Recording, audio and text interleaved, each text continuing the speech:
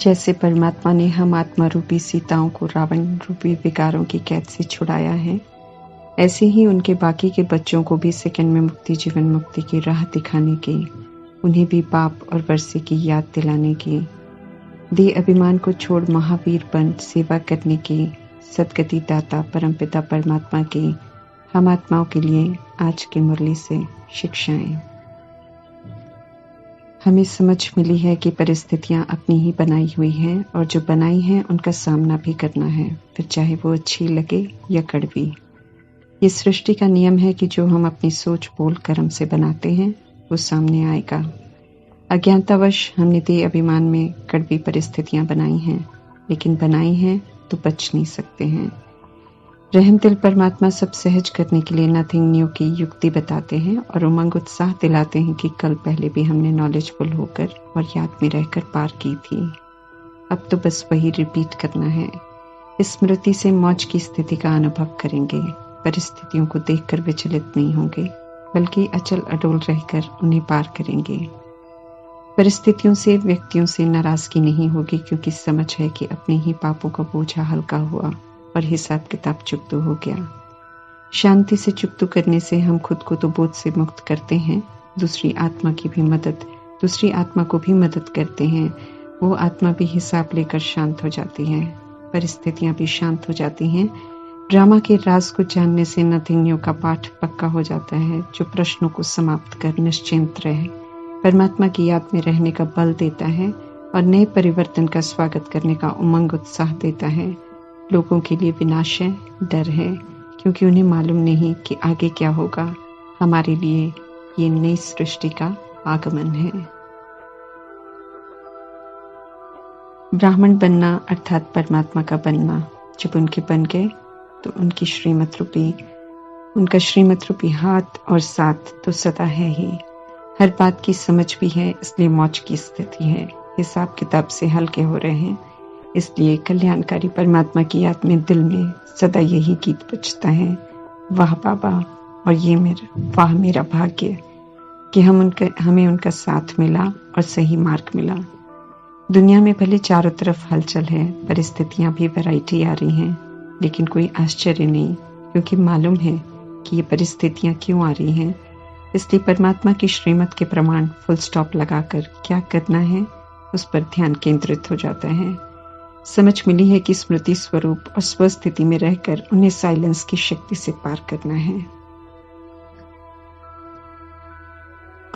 कुछ नया नहीं है कि समझ से अंदर से अचल स्थिति बनी रहे, किसी भी तरह का क्यों क्या का प्रश्न न उठे, बल्कि मौज की स्थिति में रहकर पार करें, तब अचल अडोल आत्मा का वरदान प्राप्त करेंगे। टाइटल के प्रमाण कर्म करने से, वरदान को कार्य में लगाने से वरदान और टाइटल प्राप्त होते हैं। वृत्ति अर्थात आंतरिक सूक्ष्म सोच शुद्ध हो, उसमें शुभ भावना शुभ कामना के सिवाय और कोई भी भावना न हो, तो स्वतः ही सब तरफ शुभ वाइब्रेशन ही फैलते रहेंगे, जिसकी अभी बहुत आवश्यकता है और जिसके प्रति हम आत्माओं का परमात्मा रोज ध्यान खिंचवाते हैं। भक्ति की बातें रोचक होती हैं, जिस्मानी होती हैं, कनरस के लिए होती हैं। सुना, सच कहा और फिर उसे दिलचस्प बनाकर औरों को सुनाया। परंतु ज्ञान मार्ग में रूहानी पिता परमात्मा का फरमान है कि सिर्फ रूहानी बातें सभी को सुनानी है। रूहों को रावण राज्य से मुक्त करने की सेवा करनी है, विकारों से बंधनों से मुक्त होने की बातें सुनानी है। सेवा में सफलता प्राप्त करना अर्थात सत्य से परिचित कराना, और आत्माएं जब सत्य को स्वीकार कर लेती हैं, परमात्मा से संबंध जोड़ लेती हैं, तो सेवा सफल हुई समझी जाती है। परंतु सेवा करने समय खास निरअहंकारिता का गुण धारण करने को कहते हैं परमात्मा। देह अभिमान जरा भी ना हो। कलयुगी वायुमंडल में निरअहंकारिता का गुण, देही अभिमानी का गुण कार्य में लाना बहादुरी का काम है, लेकिन परमात्मा का यह फरमान मानने वालों को परमात्मा की मदद जरूर मिलेगी। उनका कहना है कि अन्य सत्संगों में जाकर भी युक्ति से उन्हें सत्य से परिचित करा सकते हैं। ओम नमः शिवाय और सत्यम शिवम सुंदरम। ऊंचे से ऊंचे परमात्मा की महिमा है। उन्हें पतित पावन, ज्ञान का सागर, सुख का सागर, शांति का सागर, प्रेम का सागर, आनंद का सागर, शक्तियों का सागर कहते हैं, तो उन्होंने सृष्टि पर आकर पावन बनाने का, ज्ञान सुख शांति देने का कार्य किया है, तभी तो उनकी महिमा है। आधा कल्प महिमा करते हैं भगत बनकर, फिर भक्ति का फल अर्थात वर्षा देने आते हैं परमात्मा। जिन्हें सेकंड में निश्चय हो जाता है, जो सेकंड में समर्पण हो जाते हैं, उन्हें सेकंड में जीवन मुक्त अवस्था और सुख शांति की अनुभूति होती है।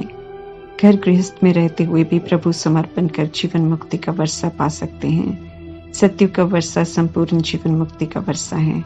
कलयुग के अंत में जीवन बंद होते हैं। प्राचीन ज्ञान योग जिसका गायन है वो परमात्मा ही सिखाते हैं। संगम युग में इससे ही भारत स्वर्ग बनता है। वर्षे के लायक तभी बन सकते हैं जब कोई परमात्मा का बने, पवित्रता की प्रतिज्ञा करे और फिर श्रीमत पर चले। जीवन मुक्ति परमात्मा के सिवाय कोई और दे नहीं सकता है। प्राचीन ज्ञान को धारण करने वाले विष्णुपुरी के मालिक बनेंगे, ब्राह्मण सो देवता बनेंगे। संगम युग के अंत में जो सत्य रास होते हैं वो तुरंत विनाश होने के कारण उथल पाथल हो जाते हैं और फिर से जब शास्त्र लिखते हैं तो मूंझने वाली बातें लिख देते हैं। परमात्मा को भूल जाते हैं और ब्रह्मा को तीन मुख दिखा देते हैं। भक्ति के विस्तार का सारा अर्थ परमात्मा ड्रामा की समाप्ति के पहले बताते हैं। इस समय रावण सर्वव्यापी है, रावण राज्य है। रावण व शोक कर्म कर रहे हैं और फिर रावण की कथाएं सुना रहे हैं और रावण की एफिजी जला रहे हैं। रावण ने शरीरों को चलाने वाली सीता को अपनी कैद में कर रखा है, दुखी कर रखा है। हर आत्मा इस समय सीता है और देह अभिमान और विकार रावण है। ये किसी को मालूम ही नहीं है। इस समय परमात्मा का पाठ चल रहा है, सभी को रावण राज्य से मुक्त करने का। जो कहना मानकर श्रीमद् प्रमाण स्वयं को मुक्त करते हैं, वे अपने लिए सतयुग के अपार सुख का वर्षा लेते हैं। जो कलयुग की मौज में रहते हैं, वे विनाश के दौरान रावण से मुक्त होते हैं, परंतु सुख का वर्षा नहीं ले पाते हैं। पूरे ड्रामा में संगम युग का समय परमात्मा के संग का समय अनमोल समय है, जब हम फिर से बंधन मुक्त निर्विकारी जीवन जीना सीखते हैं, सुख शांति की सच्ची अनुभूति करते हैं।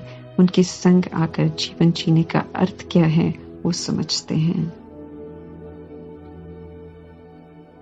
विनाश बुराइयों का होना है, विनाश पतित शरीरों का होना है, लेकिन अविनाशी आत्मा तो पवित्र बन मुक्त हो जाएगी। परमात्मा सर्व आत्माओं के पिता हैं, उन्हें मालूम है कि विनाश कैसे होगा, परंतु बुरे कर्मों का हिसाब चुकता कर आत्मा मुक्त हो जाएगी, इसलिए साक्षी रहते हैं, लेकिन विनाश के सेक से बचने की युक्तियां जरूर बताते रहते हैं। विनाश से डरने की जगह परमात्मा कहते हैं कि पुरुषार्थ कर पावन बनो। ज्ञान नहीं सुनेंगे, ज्ञान से मुख मोड़ेंगे, परमात्मा के नहीं बनेंगे तो भी विनाश तो जरूर होगा। आत्माओं को शरीरों से मुक्त तो होना ही होगा। लड़ाई झगड़े करने वाले तो करेंगे ही, वे किसी की भी नहीं सुनेंगे। अपवित्रता की भिन्नता का विनाश होगा जरूर और पवित्रता का राज्य शुरू होगा, जिसकी तैयारी संपन्न होने को है। तो क्यों ना हम परमात्मा की बात सुनकर स्वयं को परिवर्तन करें। सृष्टि रूपी वृक्ष और ड्रामा का राज बताकर परमात्मा को और वर्षे को याद करो। ये संदेश हमें सभी को देना है। ड्रामा की डिटेल को जानने से बुद्धि खुलती जाती है। 84 का चक्र बुद्धि में चलता रहे तो अनादि आदि का दर्शन होता रहेगा, स्मृति पक्की होती जाएगी, फिर अनादि आदि धारणा भी सहज हो जाएगी। भक्ति जब एक शिवलिंग की करते हैं तो अव्यभिचारी होती है। द्वापर युग की शुरुआत होती है, लेकिन कलयुग के अंत में अनेकों की भक्ति करते हैं, इसलिए व्यभिचारी भक्ति कहते हैं। जितनी ज्यादा करते हैं उतने ही और पाप करते हैं, उतना ही दुखी होते हैं। समझ नहीं पाते हैं क्यों, इसलिए औरों पर दोष लगाते हैं। कोशिश करते हैं शांति स्थापन करने की, परंतु अशांति का कारण ही नहीं जानते हैं, इसलिए असफल हो जाते हैं। शांति की बात करते करते युद्ध कर विनाश को पा लेते हैं। अभी ही तीनों कालों की समझ मिलती है। नरक कैसे बनती है दुनिया, फिर स्वर्ग कैसे बनती है, कौन बनाता है, हर बात की समझ अभी मिलती है। बाकी ड्रामा जब पुनः शुरू होता है तो अभी की प्रारब्ध प्रमाण आधा कल्प और आधा कल्प अज्ञानता का पाठ चलता है।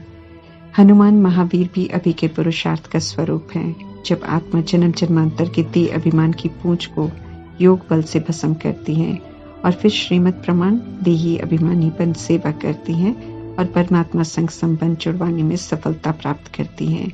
जैसे ब्रह्मा ने विचार सागर मंथन किया, जैसे बहादुरपन उन्होंने सदा सत्य का साथ दिया और सभी को पवित्र रहकर परमात्मा को याद करने का संदेश दिया, ऐसे ही हम आत्माओं को भी परमात्मा समझाते हैं कि कहीं भी रहते हुए ज्ञान का विचार सागर मंथन करते रहो और बहादुर बन सेवा पर रहो, महावीर बनो। ओम शांति।